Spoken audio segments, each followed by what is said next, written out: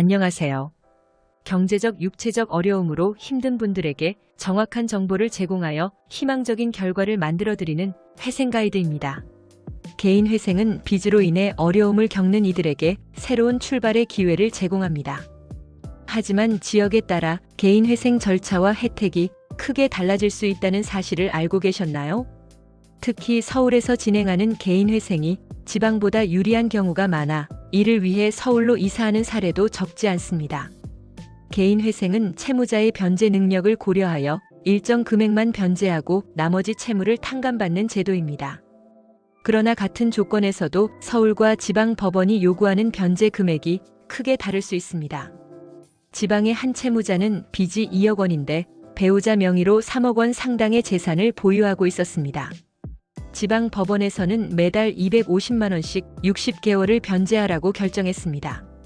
하지만 같은 채무자가 서울에서 개인 회생을 신청하자 매달 60만 원씩 36개월만 변제하도록 결정되었습니다. 결과적으로 지방에서는 5천만 원을 탕감받을 수 있었던 반면 서울에서는 1억 8천만 원을 탕감받는 차이가 발생했습니다. 서울에서 개인 회생을 진행하면 탕감 금액이 더 크고 변제 기간과 금액이 줄어드는 경우가 많습니다. 이에 따라 개인 회생을 위해 서울로 이사하는 채무자들도 늘어나고 있습니다. 개인 회생은 거주지 관할 법원에서 진행됩니다. 즉, 서울에서 신청하려면 실제로 서울에서 거주해야 합니다. 주민등록만 서울에 두는 것은 인정되지 않습니다. 거주 요건 개시 명령이 나올 때까지만 서울에서 거주하면 됩니다. 이후에는 다시 지방으로 이사해도 문제 없습니다.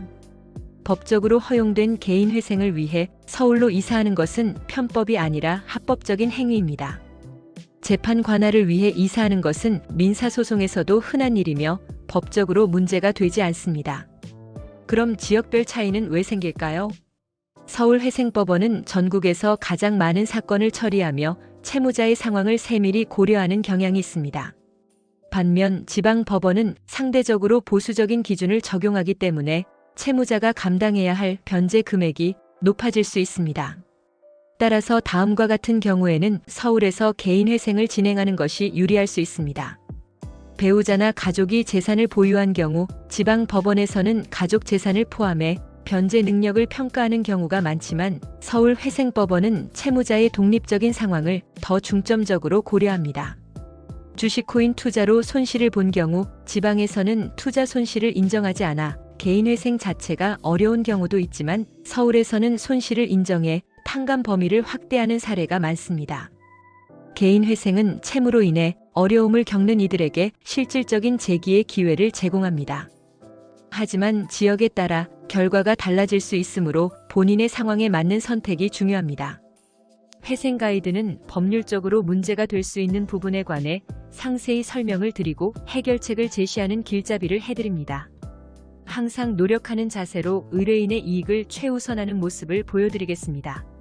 10여 년간 4,500건 이상의 사건을 성공시켰고 개인 회생 97%, 개인 파산은 100% 채무 감면을 성공시킨 경험이 있는 사법고시 출신 회생 전문 변호사와 상담해보세요.